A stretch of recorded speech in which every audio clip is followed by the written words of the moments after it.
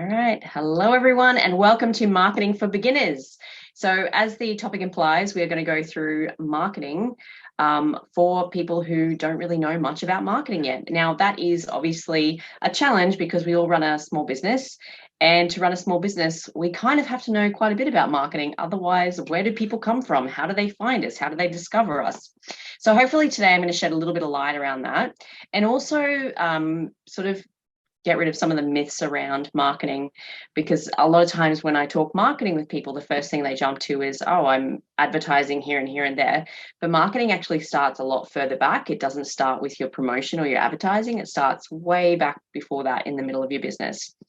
So this webinar today is brought to you by Business and Training and also Business Station, who is delivering the Digital Solutions Program for the Australian Government, which is a fabulous program, and I'll talk about that at the end.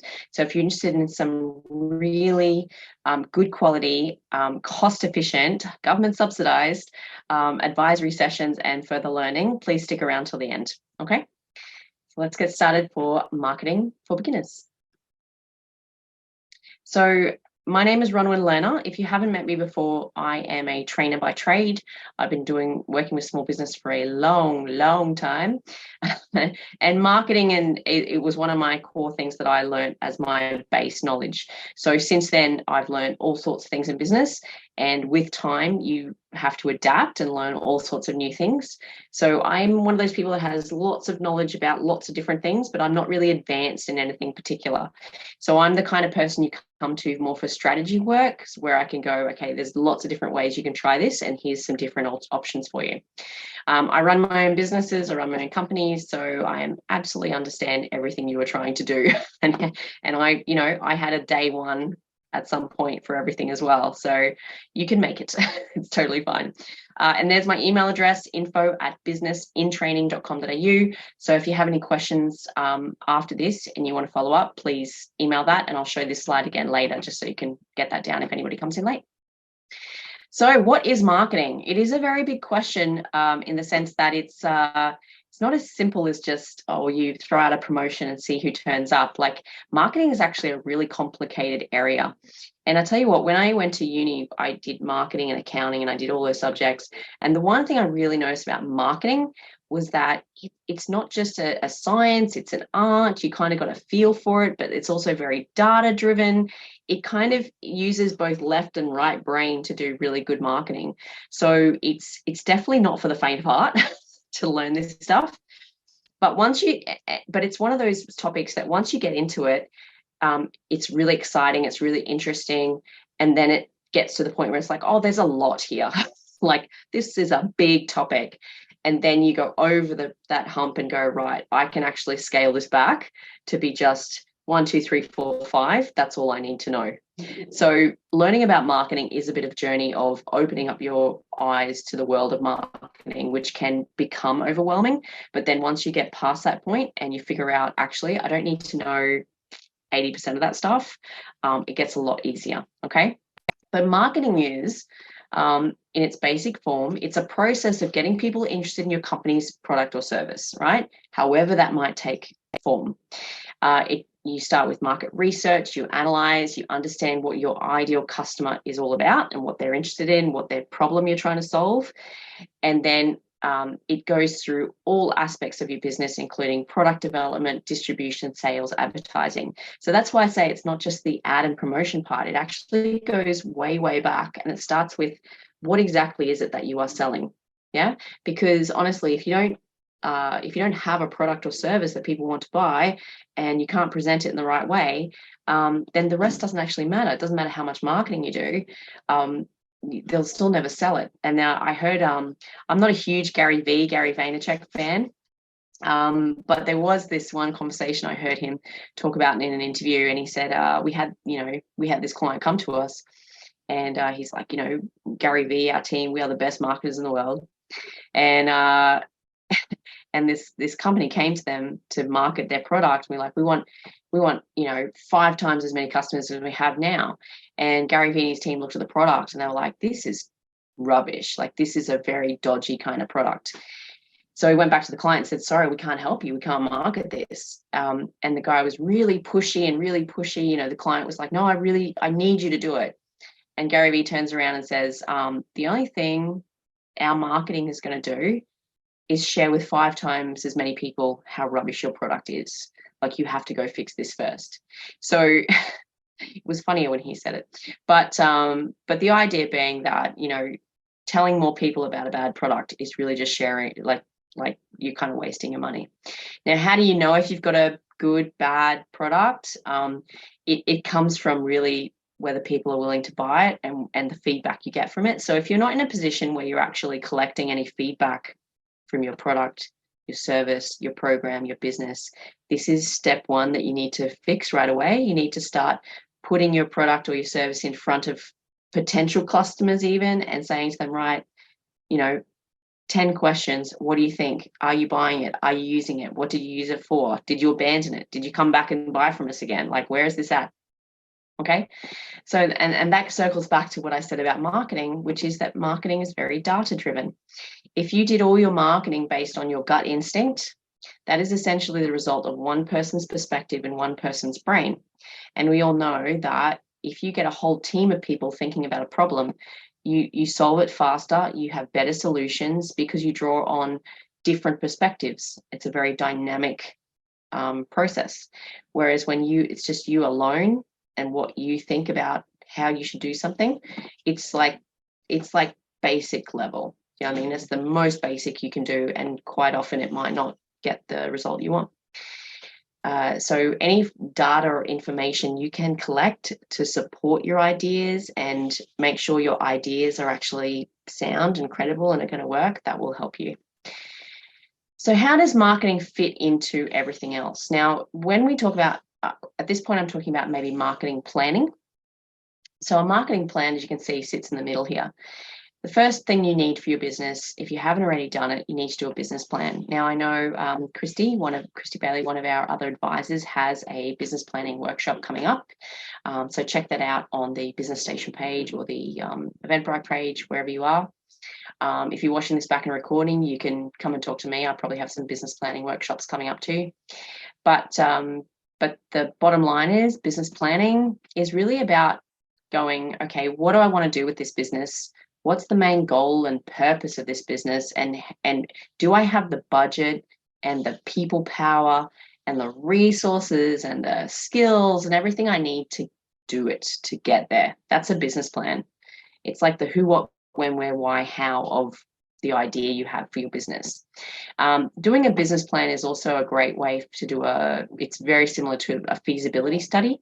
So if you're getting started for the first time and you're actually just thinking about what you might sell, because you're still kind of defining what your program, product, service, whatever is, going through a business planning template, and I'll show you where you can get one, is a great way to see whether your idea is feasible, i.e., is it going to work? Does it all fit together?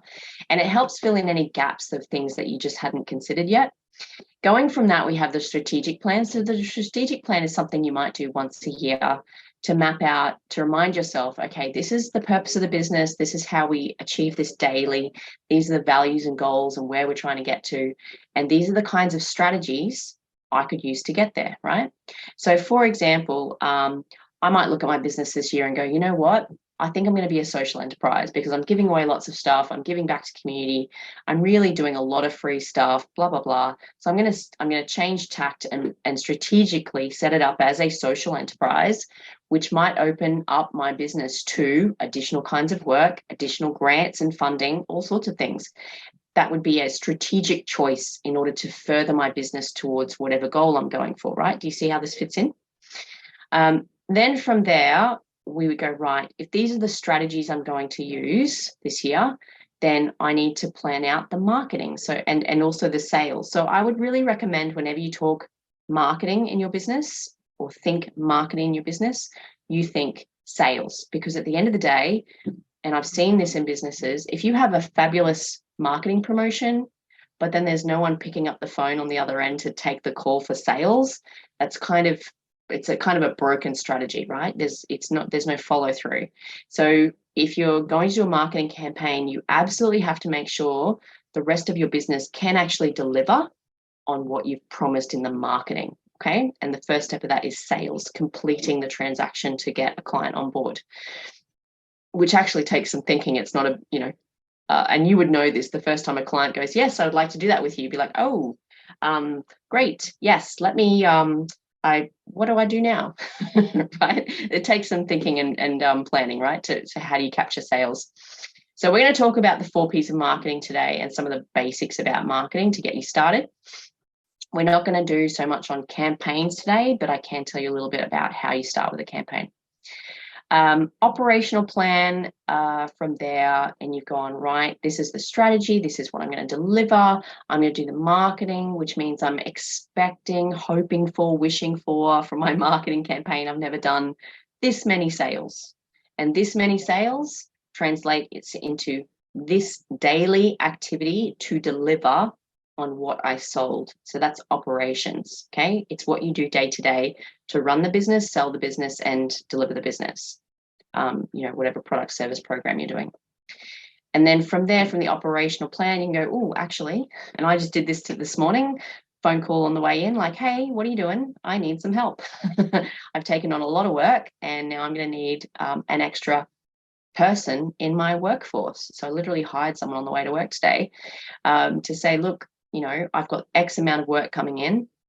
Operationally, it tells me that it's going to take this many hours of delivery. So something's got to give. Now, when you're running your own startup, micro, small business, whatever you want to say, it's mainly just you.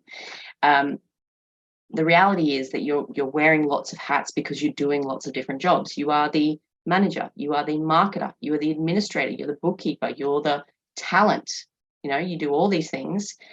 And as you grow as you grow in capabilities and what your business can do, you'll attract more clients, which means your capacity, your limits of what you can deliver will start to hit a ceiling. And the only way to break through that ceiling is to either change the way you deliver it, or you get in people to do the other types of non-talent work. Now, that doesn't come out the way I want it to, but you might get a very talented administration assistant or virtual assistant to do admin to take over that part, so you can free up more time to deliver the talent of whatever the product service is, right? Likewise, I would say first start with something like marketing and social media. So you plan the marketing and then you hand it to someone else to carry it out. That's a great way to do that. Beyond that, then you'll be doing admin. Now, it doesn't really matter which one you do first. That comes down to probably, I would say, which one you suck at more, to put it very bluntly. Just reaching for my charger because I can see it going out. If you hate admin and you almost avoid it, then that is a sign that you definitely want to get someone in to do that first. Okay. Likewise,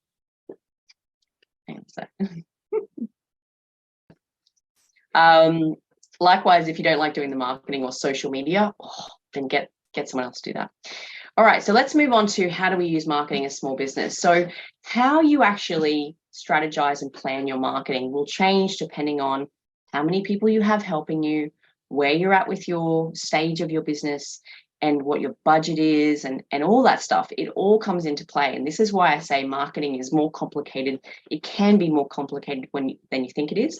But honestly, once you work out this recipe, shall I say, for your business, the rest is pretty monotonous, really. You're going to use the same templates, the same programs, the same this, the same that. It's figuring out that stuff in the beginning that is the hardest part, right? And you would know this yourself. This is probably why you're here, because you're like, there's so many things I can do to market my business. I'm just not sure what's the best way to market my business, right? So what kind of business you have will also change what is appropriate. So if you think it's the business type, with your budget, with your size, with your people power, okay, that sets you a bit of a criteria list to go, right, these things I can do, these things I can't do. And then from the things you can do, you then have to cross out all the things that you're like, well, that my customer's never going to be on that platform and they're not going to like that. And, you know, that might be good for a little while, and then it's going to be like horrendously expensive or whatever it might be, right? So you tend to, you know, if nothing else, you can work out a hit list of the types of marketing tactics and tools you want to use. If you feel like your product is good and people want to find you and you just want to double the amount of customers or something like that, then just going through a brainstorm of these are all the ways that I feel like I could market my business, and then you just start crossing them off until you get back to a mix that you think can work for you. But marketing, you know, I have to say this, like, common questions I get around marketing are, do I need a website? I'm going to say yes. I know that reality is that, honestly, there may be circumstances where you don't want or need a website. So these questions are never completely black and white. And anybody who says you have to do social media and you have to do websites and you have to do this, I would probably walk away from people who give advice like that, if you don't mind me saying, because the reality is that everything you do in your business is completely up to you. Like I always say, as long as it's legal, moral, ethical, you can do whatever you want after that. So if you hate Facebook and you're never going to use Facebook and you're never going to respond to Facebook, don't let someone tell you that you should use Facebook, because it'll be a disaster. You'll never want to be there. It'll be like, it'll conflict with you. It'll be like trudging through sludge. You know what I mean? You just won't want to do it. So because you are the core person in your business, it's important that you choose things that align with you and you like, because they're the ones that you will do. Okay. So when we look at marketing in our business, I'm going to show you this flow, which is probably one of my favorite things, because it's just keep it really clear. Like if you just follow this path, then you can do a print screen or a screenshot or something of this if you want, because I don't have any handouts, but you have to start with why your business exists, right? So for example, say I was going to make home ready meals, right? We're going to cook meals and deliver them to people who need it, right? Well, why have you chosen that? Well, the why might be around we want to deliver really high quality food, because takeaway food is generally really oily or expensive or whatever you think. Or it could be that you want to help disadvantaged people. It could be for people who can't get out of the house, can't go shopping. Whatever it is your why for where you're doing your business. That'll filter into everything else here. Yeah. So if your why is very financially driven, like I'm doing this because it's a great business that can earn me $1 million a year, I will say that kind of why tends to not stick very well. Like I find people who are just money driven, I'm not going to label them evil or anything. I think that's absolutely your prerogative. If you say I want to earn $1 million a year, you know what, fully support, go for it. I'm only saying that generally it's not like money is what we trade for something we actually want. Nobody really wants just money, because money doesn't really do anything. Usually we want the money because we want safety and security, or we want to provide for our family. We want to leave a legacy and say, look what we made, look what we did. Or we want to just travel lots, you know what I mean? So if your why is very financially driven, I think I'd just drill down a little bit deeper for what is the real reason you want to make money and make a business, and then use that more as your value base. But from that, we then create a product, right? So that why also usually relates to a certain type of people that you're looking to help or serve. But definitely, if you haven't done it in your why, it has to be in part of your product. So we'll talk about that in a little bit. But your product has to reflect, a match between someone has a problem or a challenge or a gap or a desire, whatever it might be, and you're like, I could fix that. Here's my product or my service or my program, substitute word of choice. And it has to align. So I have met people along the way who develop a product that they thought was a great idea simply because they hadn't seen it before. And then they're trying very hard to market it. But it's challenging because they're just kind of telling everybody they have this product, but there's no real alignment for what is that product used for? Who's going to buy that? Like, why did you even make it? Who's the client for that? So I'd really suggest to you, in everything you do, the first bit around your product, make sure you're super, super clear on who's going to buy that product and why, like, which would come out of your why as well, usually aligns. Because if your product doesn't have a ready customer, it's going to be a very difficult road, I'll be honest. Now, once say, for instance, you are doing a very predictable route where you're selling a product that everybody completely understands, they know what it is, there's no education necessary. It's like, you sell coffee cups. Great. We know what a coffee cup is. So the next thing is position, where the potential buyer will ask the very, very basic question, which is, how is your coffee cup different to the other coffee cups? Or, and this comes to, if you think about it this way, if you yourself personally were going to walk into a shop or a supermarket, grocery, chemist, whatever, and you're like, I'm out of deodorant, I'm going to go buy deodorant, right? Simple product. You look at the shelf with probably 100 different deodorants, right? There's like 20 different brands. They've all got a few different products in their brand. They do slightly different things. They're different smells. They're different size bottles. They're sprays. They're roll-ons. They're whatever, magic gem sticks, whatever it is. And you acknowledge as a customer, you don't go to a deodorant shelf in the supermarket and pick one of every product on the shelf and put it in your basket, right? It's just never going to happen. And for half those brands, you'd never even look at the brand. And for the brands you do look at, again, there's probably half those products that you're just never going to touch. And a customer keeps filtering down until there's a selection of choices that fit what they're looking for. So positioning is all about, okay, how does your product compare when it sits in the marketplace amongst all the other products? And once you figure out that general zone, then you can move down to the next bit around unique selling point, the USP, unique selling point. Like, what is your specifically your point of difference? So position, for example, you might say, I'm a budget product. Our quality is minimum standard, and our price reflects that it is a budget product. It is a price that is at the lower end compared to all the other products in that market, right? That's what's budget. On the other side, you might say, actually, mine's a premium. I'm in the premium range, which means you're very, hopefully, very high quality, very high price. And that position takes some credibility to claim and maintain.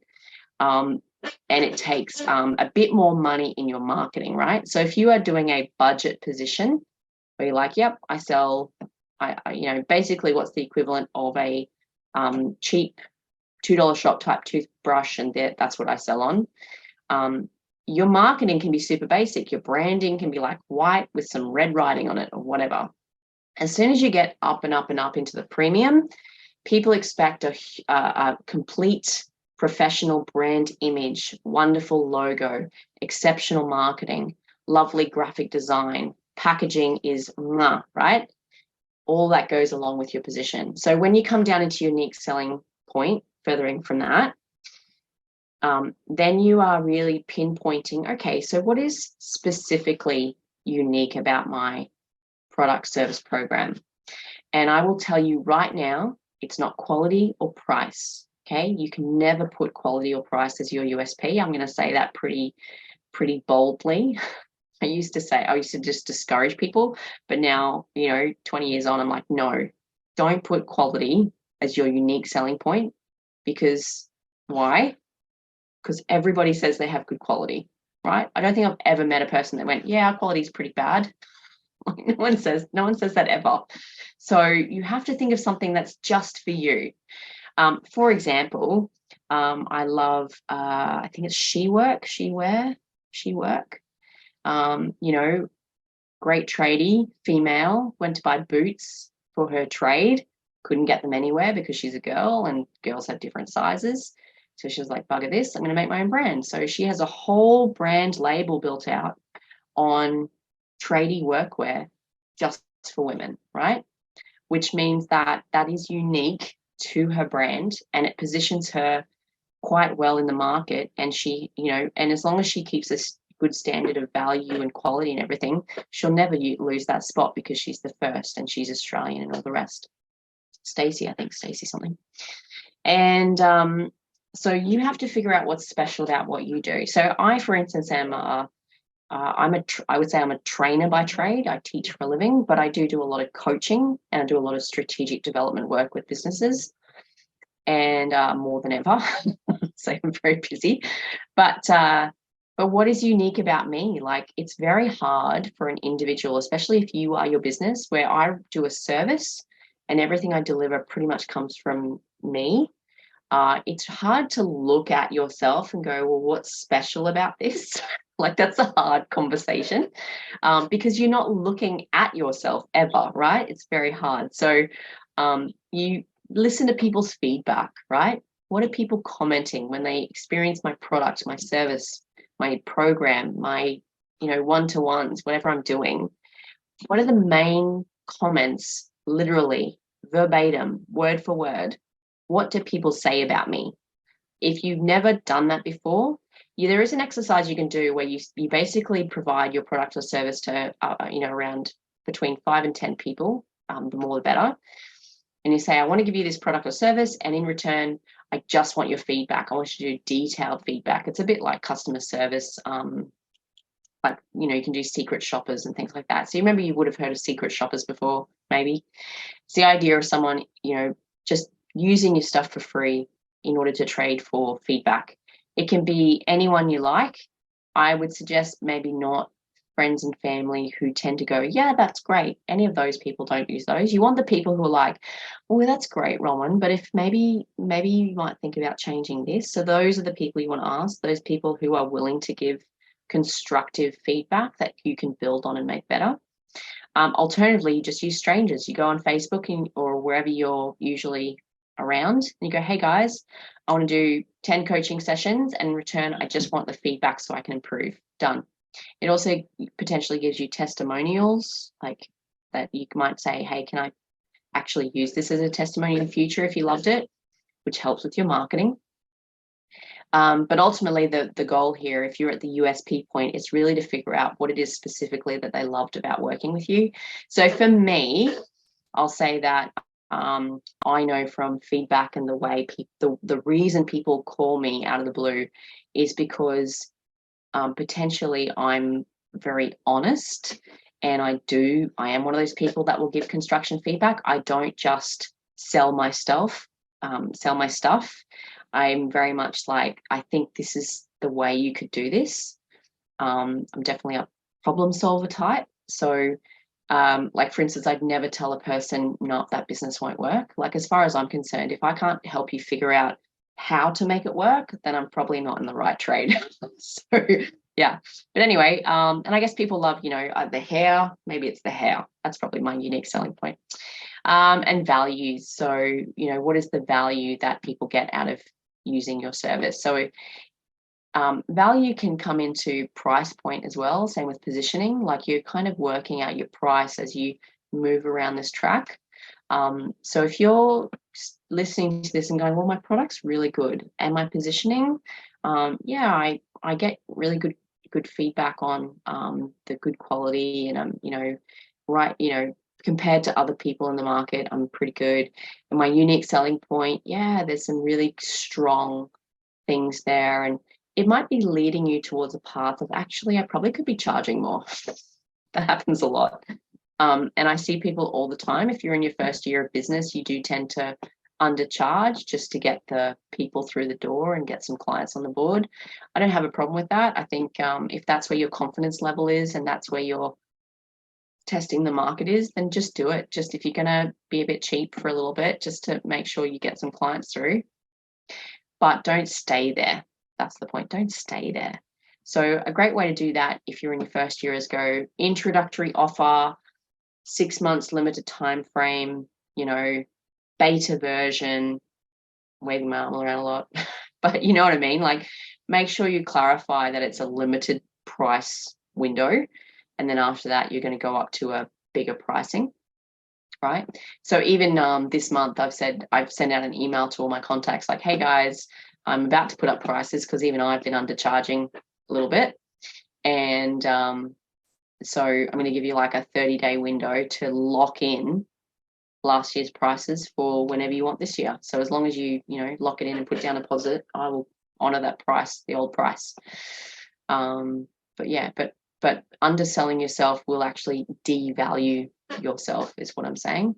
If you price too low, people will go, oh, seems a bit cheap. Why is it a bit cheap? Anyway, once you figured out that, should go this way, then you connect. How do you connect with customers? So connecting with customers is generally where we'd start doing some promotion and tactics and things like that. It could be social media, it could be digital billboards or real billboards, it could be Google search, it could be Google ads, it could be networking, it could be publicity through newspapers and media, it could be through partnerships. I'm going to show you a slide later with lots of different ideas. But the word here is connect, and then beyond that is engage. Like just showing stuff to people isn't enough. You've got to really get them to connect with what you do and how you do it. The next bit is the sales process. So you have to work out for your product, what is the best way to get it to them, when and how, and and map out that process of, okay, they buy it from the website, I get an email, I pack it up, I send it, blah, blah, blah. And also you got to follow up. So if you don't follow up any of your clients or customers, especially if you just don't know how, start thinking about it. So you've got to build it into this whole product service development. So for example, some products you might have bought from like printing houses or something like that you might get your product in the post, and then inside is a QR code for a survey or a feedback form or a 10% off your next order if you answer these 3 questions, that sort of thing. It could be that you, through your sales process, make sure you actually capture contact details, which maybe you wouldn't ordinarily do. Maybe you're very transactional, like, yep, here's your sticker gum and blah, blah, blah. Well, what if you did a rewards program or something where you could capture contact details, so you could follow up and go, well, how often are people coming back to buy from me, that sort of thing. So that and that links back to products. So if you are selling a product that people should be coming back for, but they never do, that's where your follow-up comes in, so you can start improving your product and improving the rest of this flow. All right, we're going to move on, but I just wanted to show you that flow, that, at the heart of everything I'm going to talk about is this recipe. Product, how does it compare? What's unique? How do you share that? How do you process it? And how do you follow up to make sure you're always doing better? So in terms of doing some marketing, I might just come out of here and go into here, and I'm going to show you up there. I'm going to show you one of the websites that I like in Australia, which is business.gov.au. Depending on what state you're in, there is also, for example, in Queensland, we have business.qld.gov.au. Excellent website. And you just want to check, if you're in WA, Northern Territory, wherever you are, you just want to check your own state government. So even, I'll show you this. If I just put in like wa.gov.au, that's probably the entry point for your whole state government, right? Government of Western Australia, for example. And from that entry point, it'll be like, right, what do you want? and then you just go business, and then it'll take you to their business site. If it's not called business, it might be called economic development. So all the business units back, 10, 20, 30 years ago used to be just the Office of Fair Trading. It used to be around just making sure businesses are compliant and treating each other nicely and not causing any legal hassles. And now most state governments and local governments, like councils and things like that, territories, they also have an economic development unit, because they recognise that if they can help businesses do better in their immediate zone that they're responsible for, it helps with jobs and employment. It helps with welfare and community. It lowers crime, better education. It's just, it's a real filter flow. So what I'm going to do is I'm going to come to business.gov.au, and I'm just going to put in very simply marketing. And you can see it's marketing plan. So develop your marketing plan. There's also that you can see that they've run some webinars and all sorts of things. So I'm going to do develop a marketing plan. They have the same for a business plan. So this is also where I would suggest getting your business plan template. And if I go through here, see there's develop business plan. I want develop your marketing plan, which is going to take me to a template. So here's your marketing template. See how I go with downloading? My computer is at maximum capacity. So I was actually looking for this on my computer earlier, like, do I already have it? Is it here somewhere? I don't have to download it and hopefully not ruin anything. Alrighty. Just gonna grab that form off my computer. Hang on a sec. Should have just opened, but it hasn't. I've just stopped sharing because I have quite a lot on my computer. Some of it's client work, so I can't show you any of that. Go. Alrighty. So here is, thank you very much. Thank you, Word. Here is the marketing plan template you should be able to see.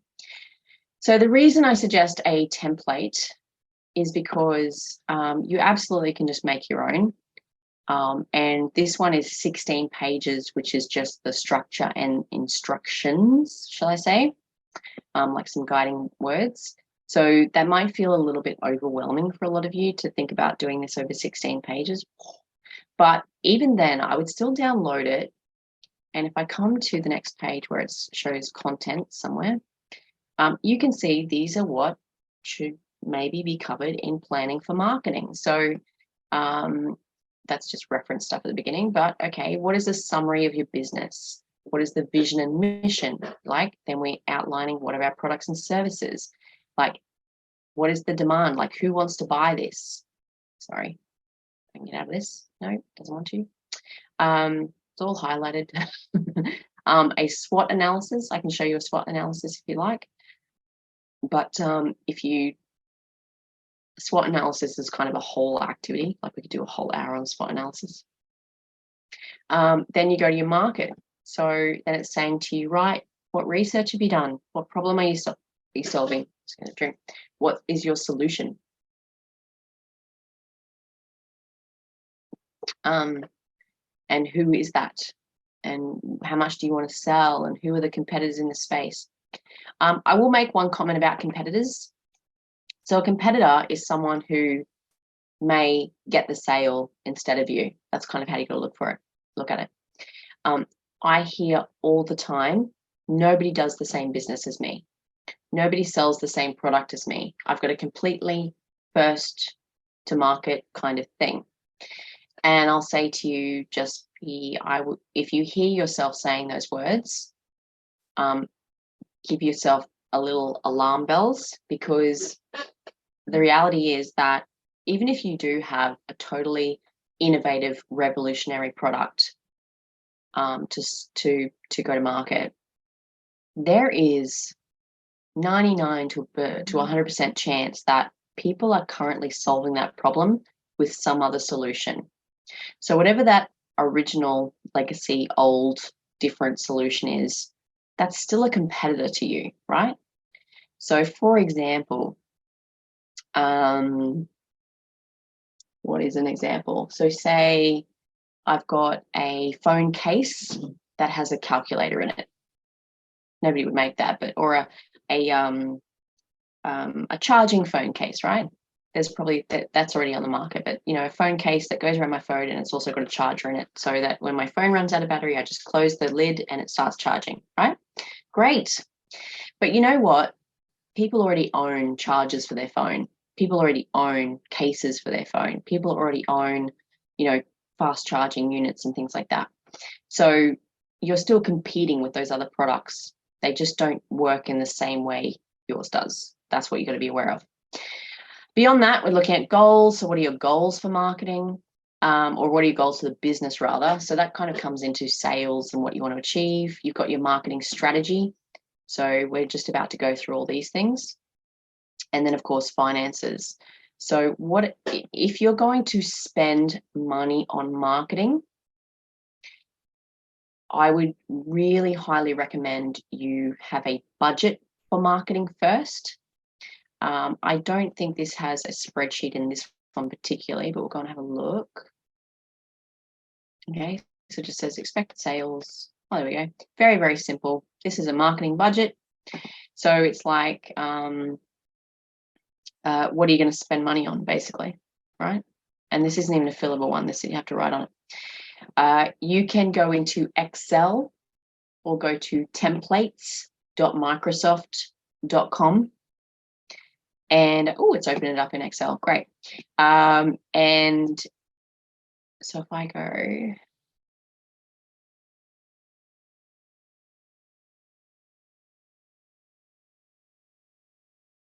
No, it's still in Word. Never mind.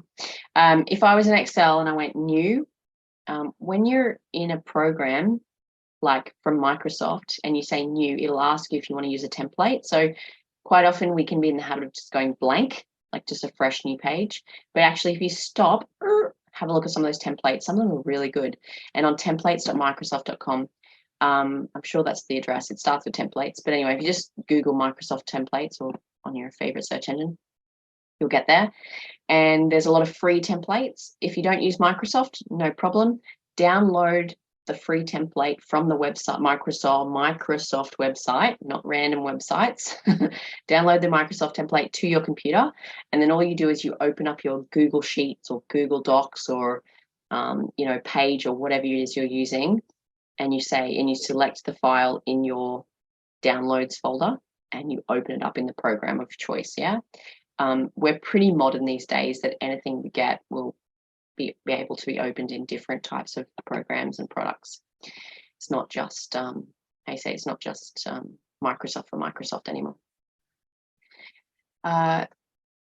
So what you need is kind of a total of what the budget is. So this is just telling me what it's going to cost, but the reality is you have to start with a budget. As a guide, a marketing budget might be around 5, maybe 10% of what revenue you bring in. If you're going beyond 5 or 10%, I'd be really cautious of what return it is. And the reality is that any marketing you do has to have a return. So we're not going to talk too much about return on investment or ROI today, because this is just the beginning level. But suffice to say that you know yourself, if you spent $100 on an ad, you would want at least $100 in sales back, right? That's what you would want. Or some activities or freebies you're giving away that might lead to at least $100 in sales. Because I'll tell you what, I think digital marketing is an amazing industry with some amazing reputable businesses, like any of the digital solutions advisors that you come across. And if you need a referral to someone you want to trust, then you can contact me at my email. But what I'm getting to is there's also a lot of rogue traders out there for digital marketing. Like there's courses, I've seen courses for like learn how to make a digital marketing business in a day with zero experience and charge $2,000 per client. Like to me, that's not a business, that's a scam that you're making. So the most common ones are SEO. People say we can do your search engine optimization for $1,500 a month. I see that all the time. It's a business model. And I've never seen anybody get results out of it. So if you're going to do something, pay someone to help you with your SEO or social media marketing or something like that, go through someone who's been doing it for a while. And if they are new, then you want to do some sort of pay on results arrangement rather than just paying them money with no idea of what they're doing or what you're getting from it. Moving on to research, when you look at that business planning template and you go through the pages, you'll notice that, it's asking about competitors, it's asking about the market, it's asking about pricing, it's asking about a bunch of stuff that you probably don't know off the top of your head. And that is because you need to do research. So research means if the only tool you have is your laptop and some internet, that's all you need. You go on and you start searching. Don't forget yellowpages.com.au is still very much alive and well in the world, and you will be able to find more competing businesses on Yellow Pages than you probably would on Google. Because remember, if you go to a Google and do a search for wellness businesses in my area, first of all, Google is probably going to blank them because they're in the wellness industry and not doctors. So that's one. The second thing is that they're really just showing people with the best websites. They're not actually showing businesses that are the best businesses or businesses that, are in your area. They're showing you who has the best website. That's their job at Google. So using things like Yellow Pages for your actual own research is a great tool. So these are the 4 Ps of marketing. I know we're running out of time. These are the 4 Ps of marketing as you learn them in any kind of first level marketing course. So I'm just going to share them with you now so you also have that base knowledge. It's called the marketing mix, and it's called the 4 Ps. And honestly, it does actually extend further than this. There is actually probably around, usually the next stage is 7 Ps, which includes people and procedures and stuff, and the physical elements of what you're selling. But that's not basic, that's intermediate. So we're looking at the 4 Ps. So the 4 Ps are, what is the product you are selling? What does it do? What does it have? What's the quality? What kind of brand and packaging are you putting it in? Does it offer any warranties or anything like that? So basically, what are you presenting to the world for sale? That's your product. It doesn't matter if it's a physical product or a digital product or a service or a program. It all comes under product. The next thing is your price. So price is, how are you pricing this? So I said to you before, it is literally a pricing strategy to say, look, first year of business, I am going to undercut my competitors so that I can have people who literally go, you know what? It's a bit of a risk to try a business I've never heard of before and has no authority, credibility, experience in the market. But you know what? They're not too expensive. So even if they don't do a great job, I haven't lost that much money. That's the process that goes through someone's brain, right? Because if you're new to market, there is a risk involved in buying from you, both with trust and quality and follow through and all the rest, reliability, all those things come into play. I will say discounts is a no-go zone for me. If you can avoid discounting at all costs, no pun intended, please don't discount. When you discount, you are training your potential customer base that you discount.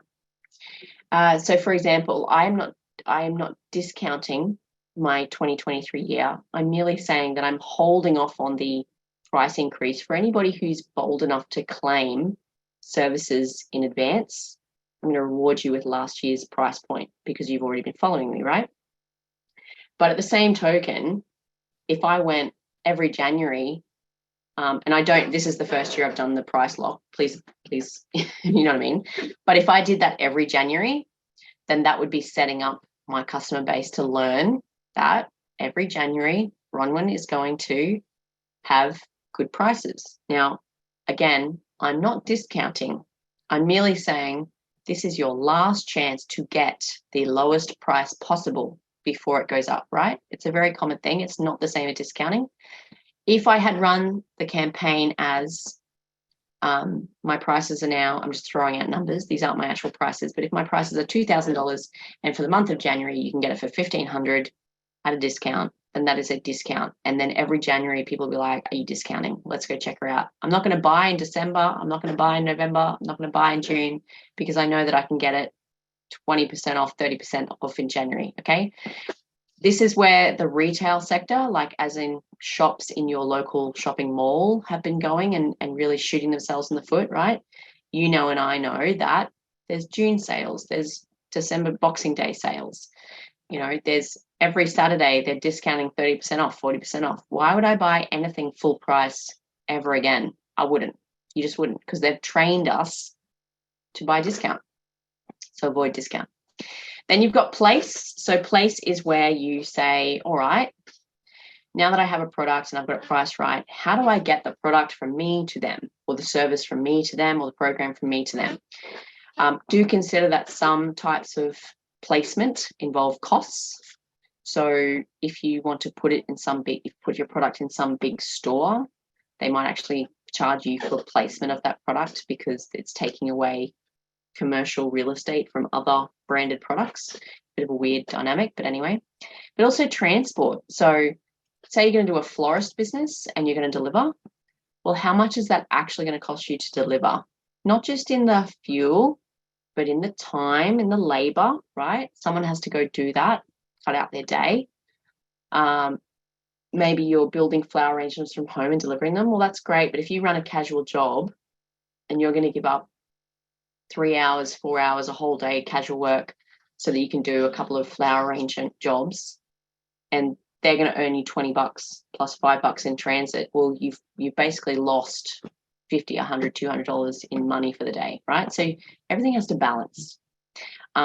Place can also be, whether you sell online, right? And this has to be as convenient as possible. So if you are thinking of doing like a marketing funnel, if you've ever heard of a marketing funnel where it's like, okay, I'm going to do an ad and that's going to go to a landing page and then they're going to get on my list and then I'm going to send an email sequence. And at the end of the email sequence, I'm going to invite them for a free 15-minute webinar. And then from the webinar, I'm going to invite them to a challenge, which then gets into the program. What the hell? Like, just keep it simple. How do they access you if they want to buy from you today? And sales promotion. So promotion is the last bit. It's the bit we always think of when we think of marketing, but it's actually, as you can see here, it's only one piece of the puzzle. If your price is wrong, if your product is crap, if it's too hard to get to it, doesn't matter what promotion you run because they're still not going to buy it. So make sure you cover all of this when you think about how you package and present and sell your product to the marketplace. And when I say product, again, I do mean service, program, whatever. Okay, so I'm just going to break down some of these very quickly. So the very, very heart of this mix of the flow of everything, I'm just going to reiterate again. And you can, so if you want to screenshot some of these, you can literally do these as an activity, okay? So the first thing is problem. Define what the problem is, what the gap is that you hope to satisfy, right? Research the alternatives that people currently use in order to solve that problem, because they are going to be your direct competitors, right? If they can solve that problem every day of the week happily for $5, you're not going to sell them a $50 product. That's going to be a very small market. Number 3, decide a criteria a buyer might follow to choose your solution. So what that means is, like I said with the deodorant, like think about the different features or benefits that a person might judge your product on, and see how you cover those. Make sure you are covering them so that when they get to the end of the list, like, oh, you've got everything. It's great. So work out what the problem is you're trying to solve. Then you're going to figure out, okay, from that, who are the people who are actually going to pay for my product, okay? And then what do these people have in common? Now, I want to be super, super clear about this. When I have actually pay in bold capitals, that is because your friends and family and colleagues and whatever saying, that looks great, I would pay $100 for that. That is not the same thing as putting it in front of a Facebook group or an ad or a bunch of strangers and saying, who wants to buy this? And seeing how many people actually get out their wallet and want to pay for it. That is how you define who's going to pay for your product, okay? And whether it is actually saleable. Understand what that group has in common. So this is very common, actually, circling back to that whole marketing overall. Even in the very, very beginning, you might be going, right, I've come up with a logo and a brand and I've made business cards and I've got on my website and blah, blah, blah. I wouldn't invest too much time into that in the beginning because quite often I find after about between that 12 to 24 month mark, like in the 1 to 2 year mark, you are going to turn around, look at the people you sold to and decide, actually, I'm not attracting the people I thought at all. I thought I was going to be doing single women for something, and actually it's all mums in their 40s. Who knew? So then you might go, right, this is how I define my group now. This is not something to be conflicted by. And I've seen this in a workshop before where a lady was so challenged by this, which is like, I'm going to change all my marketing this year so that I can attract the client I actually want to attract. So she was a busy business serving and a particular type of group of client was coming through to her naturally, organically. And she basically was sitting there saying, but they're not the people I wanted. That basically she said, when I planned my business, they weren't the people I was expecting. Therefore, something is wrong. That's kind of where her brain went. So it was a long conversation to kind of get over that hump of, well, guess what? You've got a working business model and you've got people lining up to use you. So you should definitely just go for it. And we have a question. Okay. Thanks, Jen. So the question is, do you say in almost these words, do you want to buy this, i.e. the book or whatever? Do you want to buy, or are you asking for the opinion on the question, would you buy this? Yeah, that's a good question. Okay, so literally if you want to do a bit of a test market, you're asking like, how do you frame that question? So if you say, would you buy this? That is still in the zone of, oh yeah, that looks good. It's not a real answer. If you put it up on Facebook and go, special deal, $5 only, who wants one? Then you see who puts up their hand. So they have to actually commit to put some money down for you to really test if they're going to pay for it. Anything where you're just asking the question of would they pay for it, is kind of still not going to get you your real answer. Yeah. So coming back to people, define what they expect from the buying experience. No problem. So thinking about the people you're serving, their common thing, like what is it that they actually want from the experience of buying from you? And this is a fun part. So thinking about, okay, how could I really wow them? How could I make them just fall in love with what I'm doing and how I'm doing it? You know, take some time to think about that. It's good fun. All right, so moving on. So what is that? So based on the problem and those people, okay, what do they want from the experience comes to, okay, so what features, attributes, benefits, whatever, what does the product actually need to have? So for example, I do online courses, and I put out launched an online course, W Profits, great content. I know there's interest for it, but I said, let's do a live delivery in the middle of the day on a Monday for like an hour and a half to 2 hours, and then another 1 hour session on a Thursday. Was crickets. So what I hadn't expected, because people keep telling me I prefer live to make me do it and keep me accountable, I was like, great, we'll do it live. And then when I actually did it, what reality hit, that they were like, oh, it's actually really hard to do live. Like, no kidding, you're all busy.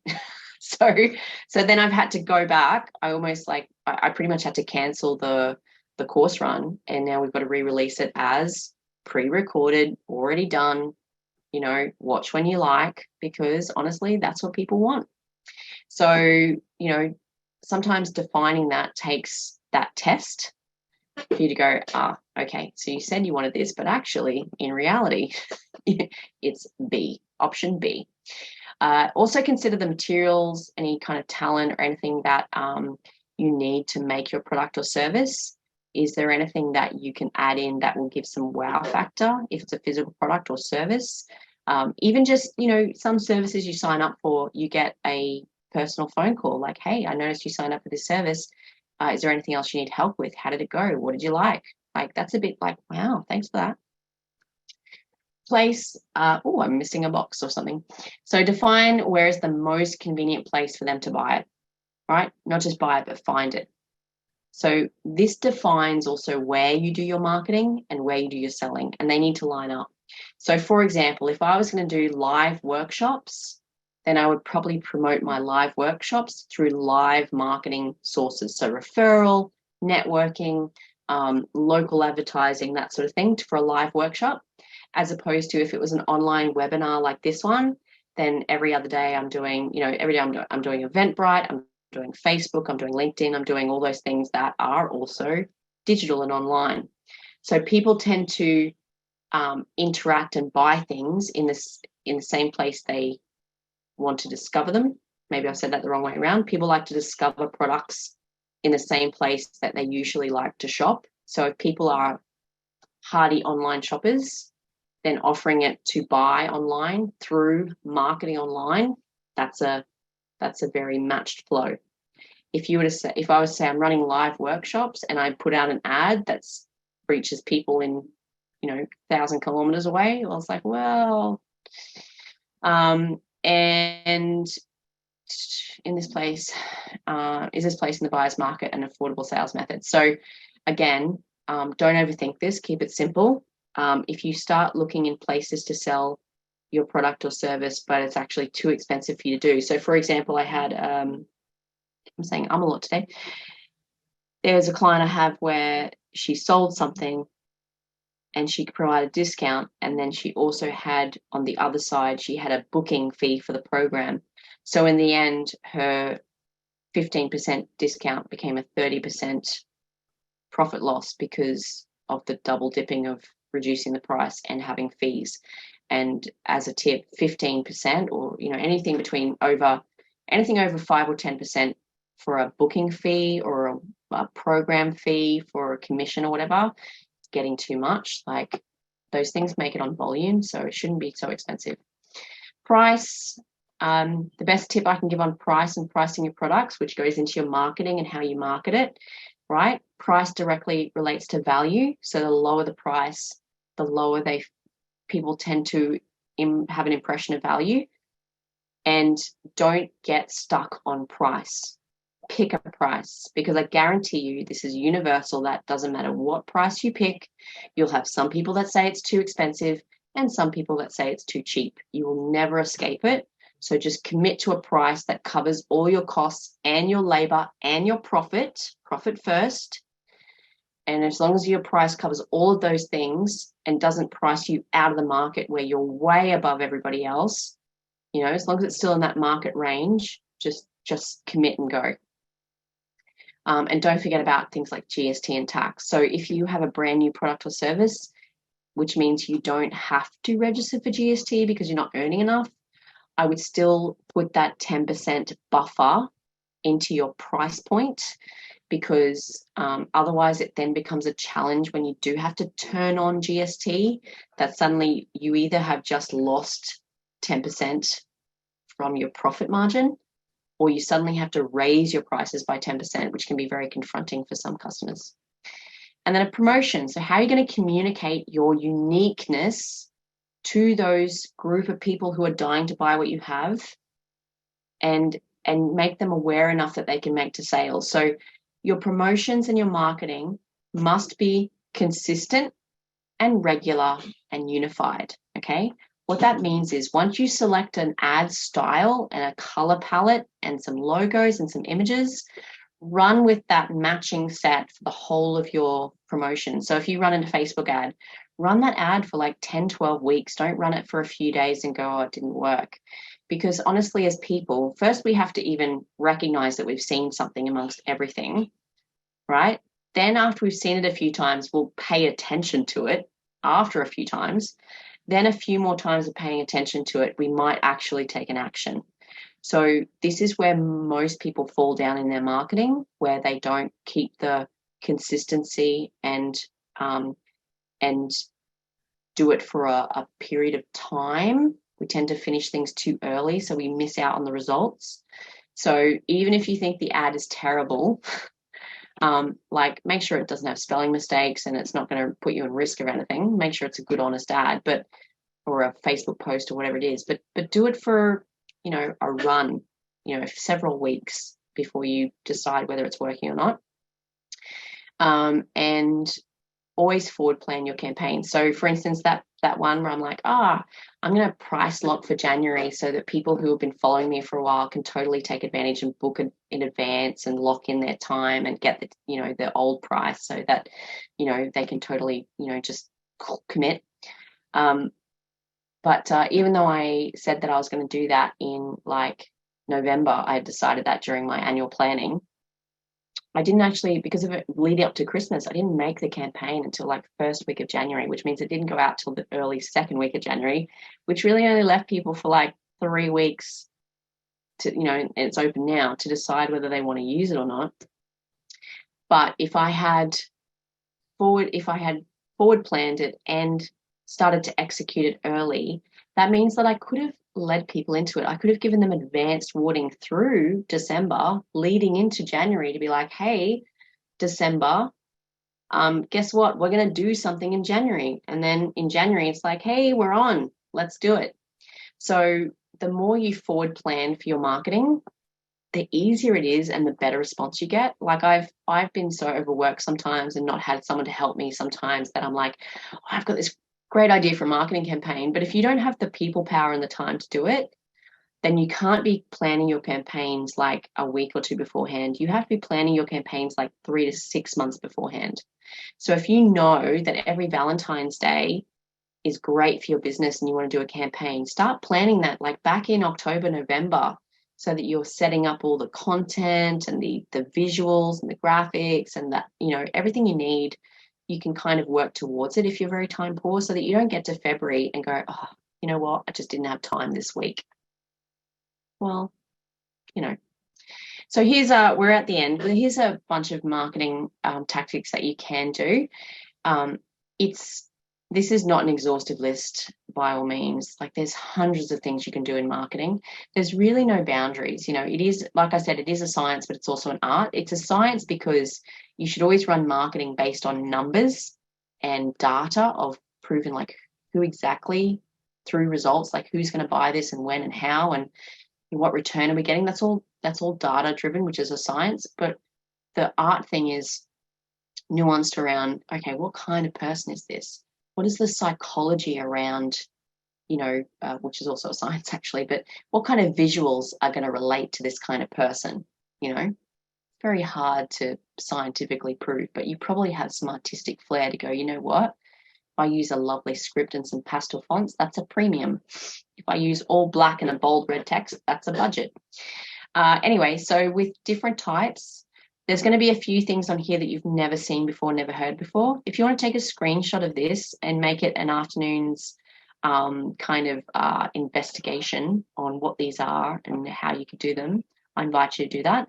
But you'll find actually a lot of these things you can learn through the webinars and workshops of Digital Solutions, and then beyond Digital Solutions through the advisors. Some of the advisors are social media experts, website experts, financial experts that can show you how to do packages and things, SEO, like we have it all really, podcasts even, right?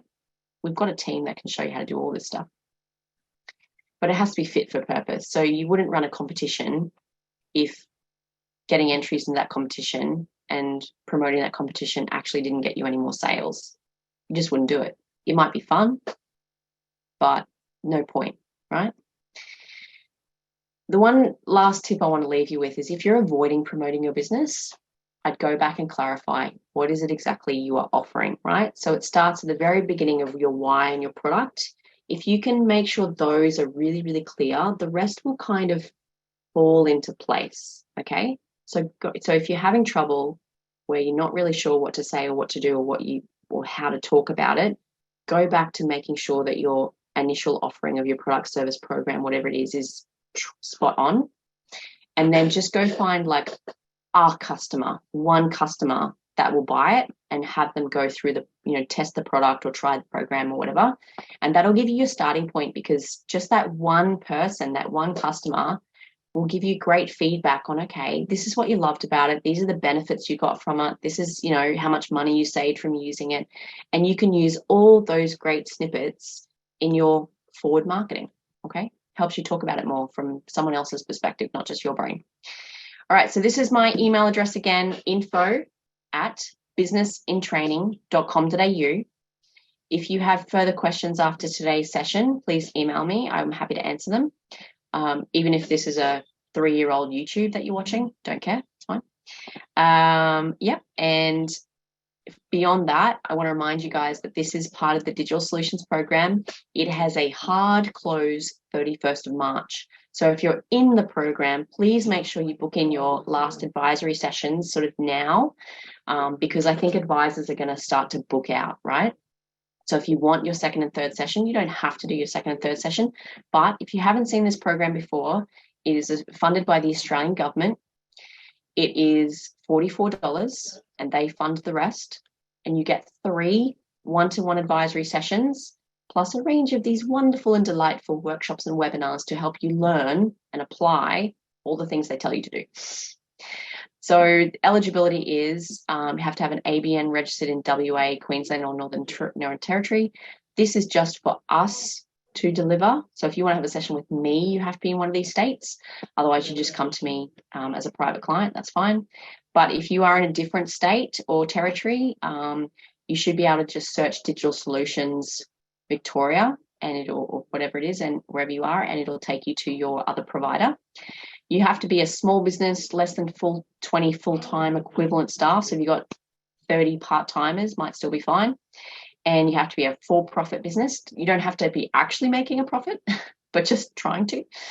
So you can go to businessstation.link/register, or if you swap register for Rhonwyn, that's how you spell my name, RHONWYN. So if you do businessstation.link/Rhonwyn, you can have your first session with me. Otherwise, that is it for today.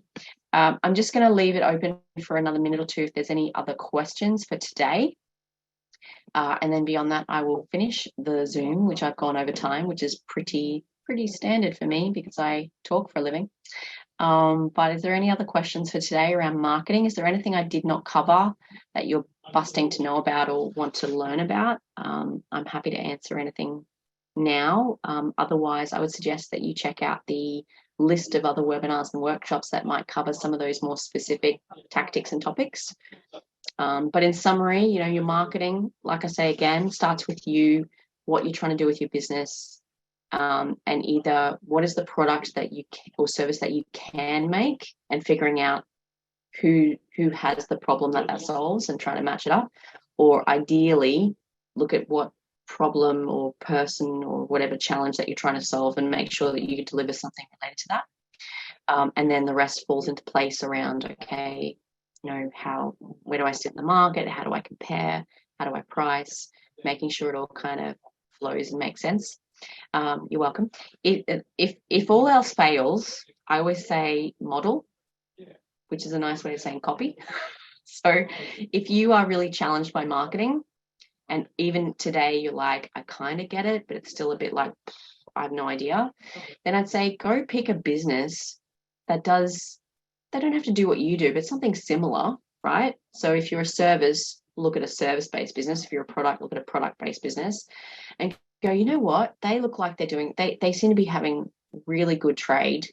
I want to see what they're doing. I want to go check them out and do some research. So sometimes by observing and modeling off another business and going, right, okay, so their website has like a $40 gift voucher for a call out fee. And then when you get there, they have this and this and this follow-up and a free thing and blah, blah, blah. Okay, I kind of get what they're doing now. And they post on socials every day and they do this. And you can just make yourself a little list like, okay, well, if they're really successful and this is what they're doing, could I do the same thing and hope for the same result? Yeah, it's another way to do it. You're welcome.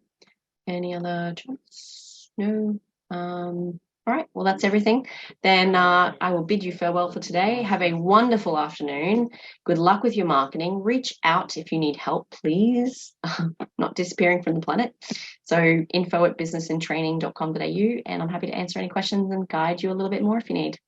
Other than that, I will see you later and have a wonderful day. Thanks, guys.